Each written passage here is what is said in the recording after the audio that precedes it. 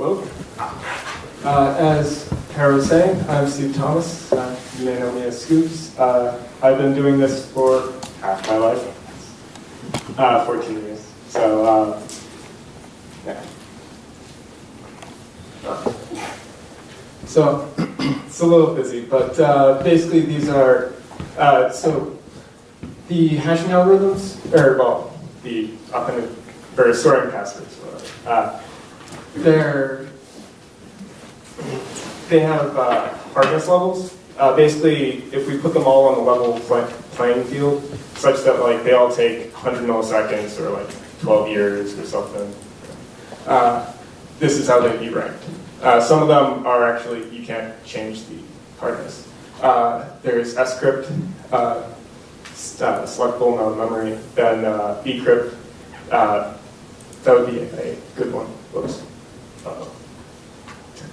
Bcrypt, it uses a 14 kilobyte internal stack, which makes GPUs slow. Not really, really slow, but it's so that's a good algorithm. PHPass and SHA-2 based crypt. These are all, and also these are all like a class of sequentially hashed hashing algorithm type things. Basically, you have your password in salt, and then you hash that. Then you take that value, and then you hash that with the passwords and salt and stuff. Then you just continue a long line of that. There's actually two different classes. Ones that use 64-bit and 32-bit. The 64-bit ones, such as SHA-512. So the Defender has usually a 64-bit processor, so they can do these really fast because it's all native. With SC2 or other vector instructions, it basically cuts the amount of instructions that you can, operations that you can do per instruction in half. So the attacker has to take twice as long. And GPUs are also 32-bit, so they have to run 2 or more instructions just to one. PBKDF2. Basically, it's I would say it's bad because no one implements it correctly. Basically, it's actually, you should be implementing PBKDF1 for storing hashes because, like with Microsoft, they did PBKDF2 with SHA-1 and then 256 bits of output. So the first 160 bits is generated independently of the other half. So the attacker just focuses on the first half. Also, the attacker is definitely going to do cached HMAC, which cuts the amount of instructions in half. I don't know how Microsoft implemented it, but MD5 crypt, it's a static 1,002 rounds of MD5. That's bad. Single hash, this is usually unsalted. There's, double MD5 or triple MD5. Those are all in this. They're extremely fast, so that's bad. Actually, that's a fail. That would be fail. Almost anything with DES that's like LM and DES script, those actually truncate the key space so that it's extremely fast. And also the other ones, there's a couple that they only output 64 bits, so you can generate collisions sometimes. So that's a fail. MySQL 323. If you went at the beginning of this one, top2.com/passwords12, it has all the slides currently. A while ago, I released a program that did a meet-in-the-middle attack. Basically, MySQL 323 was an algorithm that they just came up with. Like MD5 would have been better. But what it does, my attack is, you start to basically you fill your RAM with the first half of generated passwords. So you just generate the first half, then you take the hash and then step backwards to this meet point. And when you look up that value in memory, it effectively checks all the hashes that you pre-generated and with the end. So you can get quadrillions of hashes per second. You can find a collision in a couple minutes. It's a 62-bit hash. XSHA-1. This was Battle.net's attempt, implementation of SHA-1. They messed up. Basically, instead of rotating n by 1, they rotated 1 by n. So there's only 32 possibilities. So you can brute force 2 to the 61 passwords per second. Single core CPU. Public service announcement, why you shouldn't use LastPass. So they recommend 500 rounds of PBKDF2. They actually do it correctly. They use it's for encryption keys, so it's good. But they recommend 500 rounds of PBKDF2. 12 years ago, when it was standardized, the recommended was twice that. The URL field is unencrypted, so they know what sites you have accounts with. Now, Hushmail, if you're not familiar with, they basically were asked to disclose, it was a program, a web program for email, encrypted email, and they were asked to basically get the encrypted keys from users, and then they injected JavaScript. Well, the attack with LastPass is there's this error code when you log in of iterations. So they could set it to 1, and then it's just double SHA-256, their old algorithm they were using. Then when they get that, then they can say iterations, 500, then the user doesn't even notice that they just sent double SHA-256. Basically, the user will just see, it took twice as long. Internet's slow. Just use KeyPass in Dropbox or Google Drive, or host your own LastPass. I've told them over a year ago about this. How much salt and pepper do we need? More.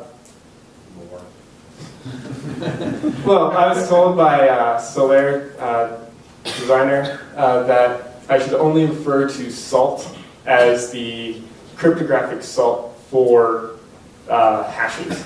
Basically, it's a random number, or random salt that is per hash. Basically, there's like cryptographic salt and uncryptographic salt, which that's kind of how I consider it, so I just say salt. But, pepper, I guess that'll be our uncryptographic salt, such as the first one, a public pepper, for logging in. So when you're logging into a service, instead of giving your plaintext password, you give a salted password that is only for that one site with your username. This doesn't really work for web pages because JavaScript comes in. They could actually just get around that. But this is so that if someone roots the box and then they basically inject code to dump whatever comes in, they don't have your plaintext password, so they still need to crack it. Then private salt stored in the database, you can't have targeted pre-computed attacks. Encryption keys stored on the authentication server. It's not really salt or pepper, but basically when you dump the database, none of your hashes are worth anything unless they also break into the authentication server. This is also called local parameter. Site-specific ROM. This is just terabytes of random data. A salted password gives you an offset into the file, and then you use that with your salted hash to then hash that for comparing. Basically, the attacker has to download a large percentage of the data before you can start cracking the password. Basically, if you get like 1% of the database, or the ROM, then you can only crack 1% of the passwords that you were able to download from the database. Easy detection of intruder, so your bandwidth is like, It's going to be kind of obvious. Also, if the server has a 10 megabit NIC, then just the bandwidth constraint means that you could do about 4,000 authentications per second, and it will take over 9 days per terabyte. So what to do about password hashing algorithms for authentication? There should be a NIST-sponsored competition for PB-KDF3, and we all know who's going to win that. Is he still here? No? Okay, whatever. So there should be a standard for storing credentials, like the $1, or whatever it's going to be. Forced minimum iteration count. Basically, it's to prevent companies like BlackBerry or RIM to say, we're secure, we do PB-KDF2, and then in fine print it says 1 iteration. Upgrade paths without the password. This is so that in 2 years you can increase the strength of your passwords without needing everyone to log in or change the password. Parallel and memory hard. I'm thinking there should be like one that's parallel and one that's memory hard, because or some combination of both. That's what the competition is for, to figure this all out. Basically, parallel versus memory hard. The more parallel you are, the less memory hard you are, unless you start using like insane amounts of memory. My best effort. Basically, this is just for the parallel side. scrypt already got the memory hard stuff, so you don't really pay attention unless you have the slides. So you can just pros and cons. Force minimum iteration count. Basically, I multiply the iteration count that you're given by 2,000. So 0 iterations would be it wouldn't do anything, and then 1 iteration, then it's 2,000. There are, you can just say, if it's less than this number, then you don't generate a hash. But people just, those are just recommendations. Parallel, so basically you could send this to GPUs for authentication. If you have like a high-end GPU and you have to take 10 milliseconds on that, if you have, let's say, 25 GPUs, it'll be 2,500 per second. Upgrade path without the password. Those 3 bullet points. I haven't found one algorithm that actually does any of those.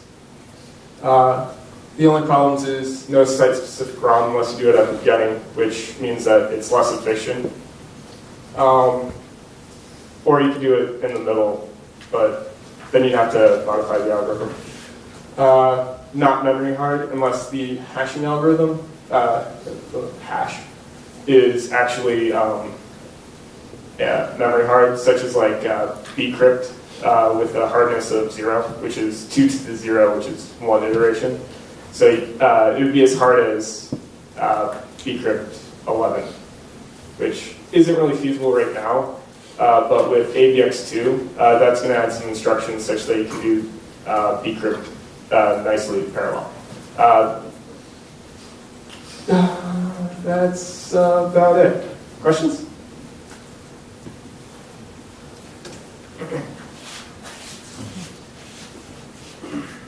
Russell?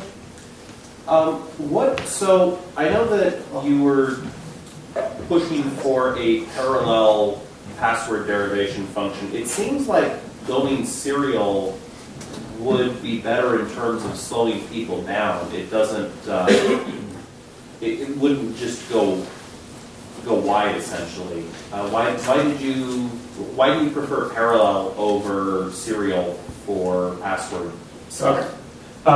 The reason why parallel is better, the attacker can try 20 billion passwords in parallel if they wanted to, assuming they had hardware for that. The defender, if they can only do serial, then they can only do 1.